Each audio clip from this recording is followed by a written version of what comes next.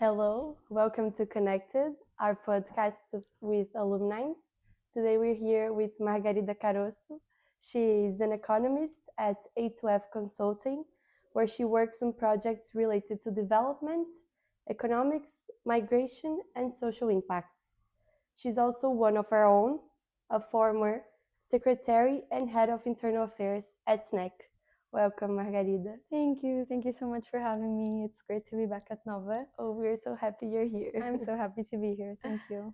So let's start from the beginning. Could you tell us a little bit about your background? Where did you grow up? How did you first become interested in economics? Of course. So I studied economics both for my bachelor's and my master's here at Nova. And I actually grew up a little bit all over the place. I am from Portugal, but I was actually born in South Africa. And thanks to my parents' jobs, I have been able to see various different countries. I've lived in Belgium, in Brazil, in the United States, and in Portugal and Switzerland. And I've seen a lot of the world and different people, different cultures. And I think that this experience growing up definitely showed me a lot of how different policies shape different governments, how some economies grow more than others. And I think that's why I decided to study economics. Wow, that's amazing. When did you realize you wanted to focus specifically on development economics? Yes, definitely right before my master's, I think. I got the opportunity to do a volunteer experience through the Association Guinanos, which was actually founded by students from Nova, which is really cool. And during this volunteer, I got to travel to Guinea-Bissau and support and build a capacity of various teachers in Guinea-Bissau with the objective to enhance the schooling system and empower the teachers with better materials and more books and all the techniques to study. And being in this environment firsthand in Guinea-Bissau really made me realize that I love projects with social impact, and I wanted to study more of international development. And there's a master's at Nova in economics, of course, and there's the area of specialization in international development, and I knew it was right for me. Yeah. You studied here at Nova, and what aspects of your academic education most influenced your direction towards development and migration topics? And were there any professors or particular courses that shaped or changed you?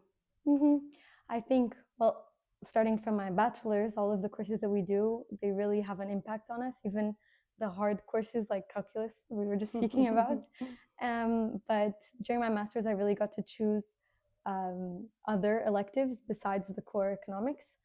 And I remember taking some classes with Professor Katia Batista, Yes. with whom I actually wrote my thesis on. And her classes really spoke to me. I remember private sector development, and my thesis ended up being on a migration topic on Cape Verdean migrants and the impact, the non-cognitive characteristics, their impact on the remittances that they send to their countries back home. So the money that they make being in Portugal and the money that they send back. Yeah.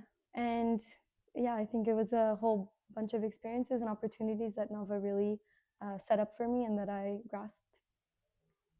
I'm glad. As a former NEC member, would you tell us a bit about your experience at the club, and what was a skill that you still find useful nowadays, or maybe you don't use any, but if you do?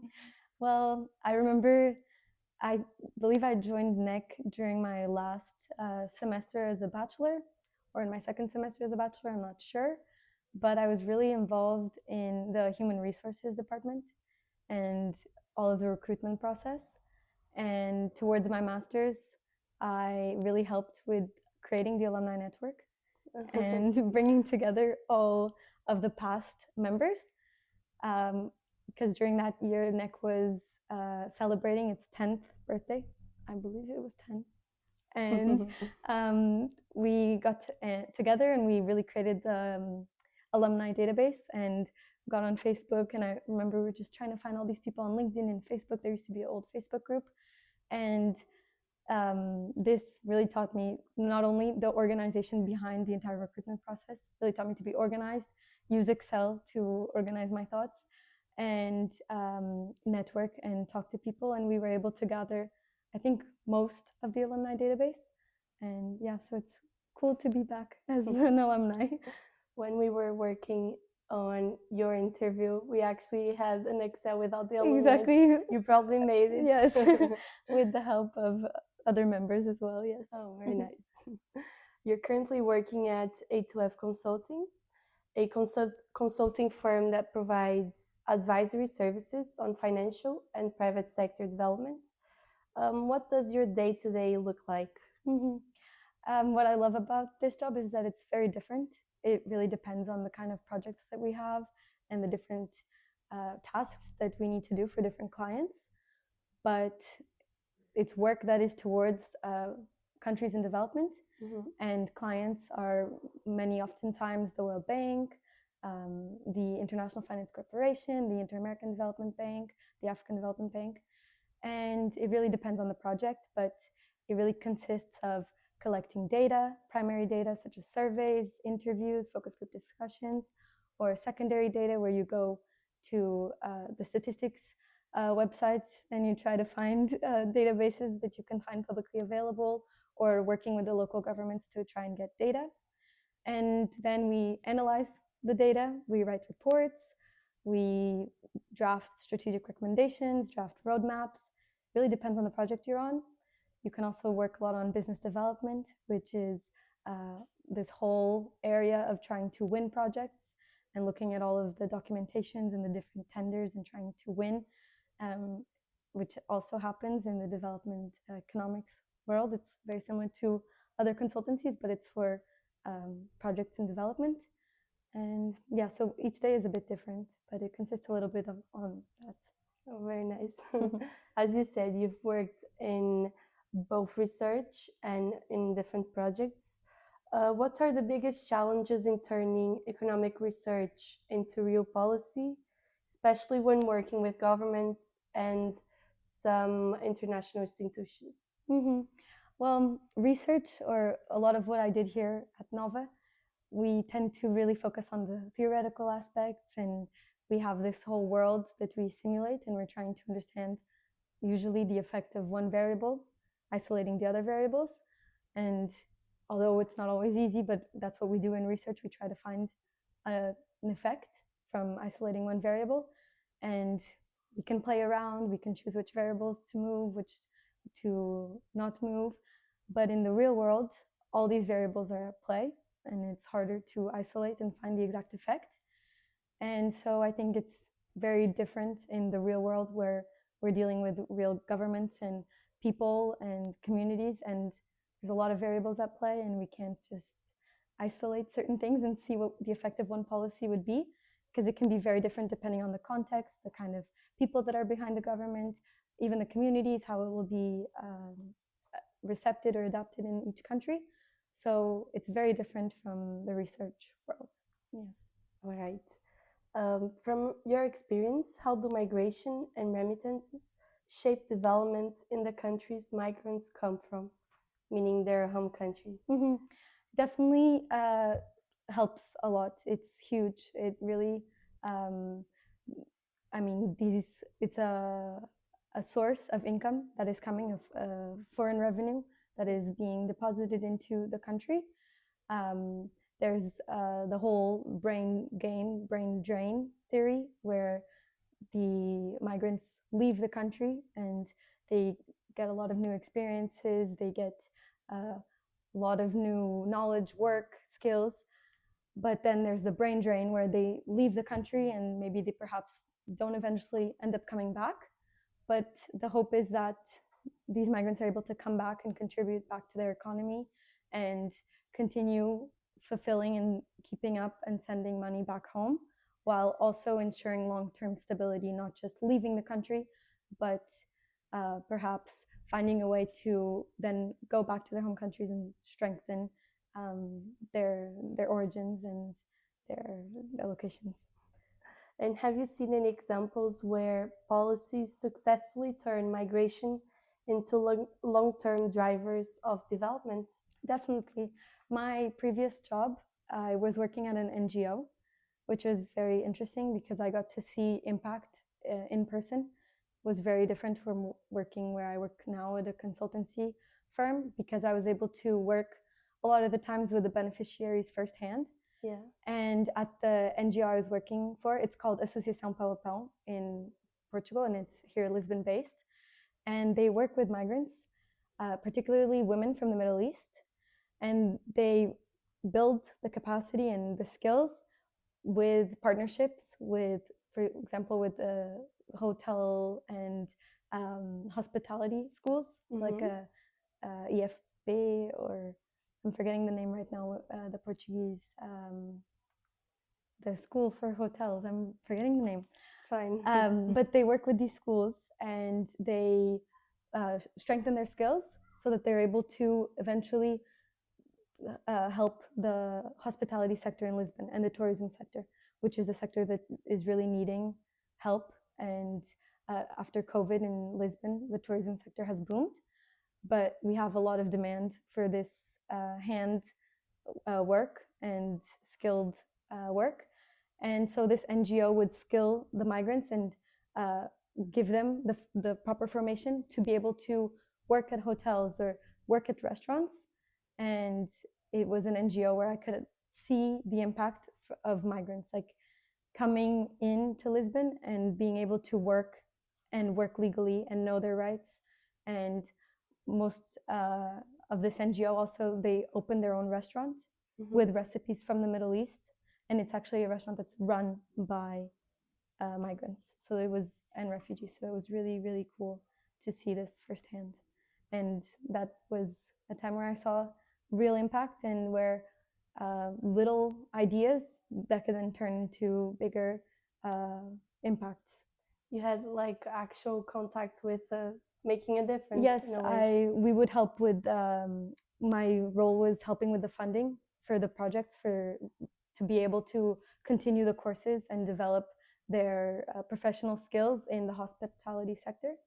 And so I had to be able to apply for these funds and keep these funds coming, because it's an NGO, they didn't have their own money. So I would just make these huge applications for funds and submit the proposal for the projects that we wanted to work on, and hopefully win. And we actually ended up winning one, which is actually a journalism project, which is happening right now. I eventually left, of course, because now I'm at A2F Consulting. But it's this project called Migrant Media Project. And they are working with migrants in journalism in Lisbon. And it's a partnership with Express to write articles, because these migrants have connections with their home countries that they're not able, or a Portuguese news broadcaster wouldn't be able, or a journalist wouldn't be able to obtain if they weren't from the country. So this NGO was really doing a lot, and it was cool to see the impact firsthand. Very well, very well. Now moving on a bit towards international aid. Have you worked on projects related to international development and aid? And what do you think would be an effective aid? Well, the work I'm doing right now, as I was saying, a lot of my clients end up being the World Bank or the International Finance Corporation, the African American Development Bank, all these development banks. And I think effective aid is definitely when there's a problem and the aid is used to actually help the problem to be solved. But sometimes it's not so picture perfect clear, because what happens in the context and maybe on paper it's completely makes sense, it looks like it's going to be efficient, but then actually implementing the project and working and giving aid, and it's completely different. So it's hard to understand, but a lot of the work that I do at at my job right now is also impact evaluations and monitoring and evaluations, which happens a lot during this area of development, where you just monitor and you see if impact is being made. But it's something that needs to be constantly checked. There's a lot of different factors at play, and you have to be flexible to understand why certain goals aren't being reached, why certain things aren't being as effective as we thought they would be. And so it's harder to say what is effective and what isn't so effective. But I think, of course, trying to solve the problem, and even if it just makes a little difference or a little positive impact, that in itself can already be effective. But it depends on how big we want it to be. But yeah. Makes sense. There's so many variables at play. This year marks the end of the US Agency for International Development, which is formerly the world's largest agency for foreign aid. What is your opinion in this matter? What do you think will happen to countries that relied heavily on this program? Well, it's definitely a bit devastating for all of the countries that really relied on the funding. And I definitely see it firsthand working where I work today, because I think all of the development economics area is noticing that there's less projects, or the huge funding is now gone. USA did fund a lot of huge projects, but it's also an opportunity for new funding and new organizations to step in. And I also see that happening with all of the business development work and all of the projects that we are trying to win. And I see that there's a lot of potential and opportunity to step in, even from the countries themselves, and hopefully from other countries such as the European Union, or not just relying so much on funding from the United States, but for other countries to step in. Even Asia, Europe, various different continents can try and help in. Yeah, some say that China might step in to fill this part, well, at least try to fill parts of the gap with their Belt and Road initiative. And for those that don't know what the Belt and Road initiative is, it's a massive infrastructure and investment program that finances projects across Asia, Africa, and even some parts of Europe. And do you think China's growing role in development finance, and do you think these projects would truly benefit the countries involved, or they're just doing it for their own benefit? I'd like to think that everyone is helping to help. And I know that China has been definitely helping. In Guinea-Bissau, for instance, when I was volunteering there, they're building a lot of roads. And there's this huge road that goes from the airport all the way. It connects the capital to the airport. And they're building this road and paving it. So definitely, I know that they help a lot with infrastructure, with roads, and I've seen it in Guinea-Bissau. And hopefully, they continue to help. The best is just to keep helping. Of course, it would be a great world if it was like that. And we also have the European Union that could possibly step in. Do you think the EU or maybe Portugal are going to position themselves in this changing landscape? For sure, and I know they already have been stepping up. As I was saying, a lot of the business development work I've done already has a lot of funding from the EU, and we see a lot of new projects coming up, and the EU has been stepping up. And even Portugal, there's a lot of African countries that speak Portuguese, and I know that there's also a lot of funding from Portugal and a lot of projects that have been coming up, and it's a huge opportunity for more countries to step up and to contribute and do their part. And even them being smaller or medium-sized donors, their help is still helpful anyway. Of course, yeah. As long as it's a well-structured work, and it's proven or will show some impact, you can measure that there have been positive effects being made. For sure, it doesn't matter if it's big or small. I was saying the little ideas that this NGO would come up with, and they would get together, and from the scraps of funding they would get, they would be able to do different projects and help different people. Even from Guineanos, as a former colleague always says, if you help one person, if you change at least one life, I think it's worth it. So definitely doesn't matter the size. That's beautiful. Yeah. Well, looking ahead, do you have any projects you're especially excited about working on, or anything new you want to try? Um, yeah, definitely. Always something that always looking forward for new adventures, new challenges. I grew up in various different places and with different people, different cultures. So the work that I do today definitely challenges me to continue seeing different things, different people, different countries. The work that I do also allows me to travel and uh, work in field. I was able to travel recently to Costa Rica for one of my projects and collect data firsthand in interviews and with focus group discussions. And this was super enriching. And I'm really excited to keep seeing what uh, other challenges and fun things that may show up and new opportunities just like this podcast. Yes. Well, it's been a pleasure for you to be here. Were really happy when you accepted our invite. And well, we wish you the best for your future projects and your future work. And maybe later on you can come back with more things you have done. For sure, yes. I'm looking forward to it and looking forward to hearing all of the other guests on this podcast. And thank you so much for having me, really. It's great to be back at Nova, back with the club. And yes, thank you. Keep doing your great work and keep it up. Thank you. Thank you.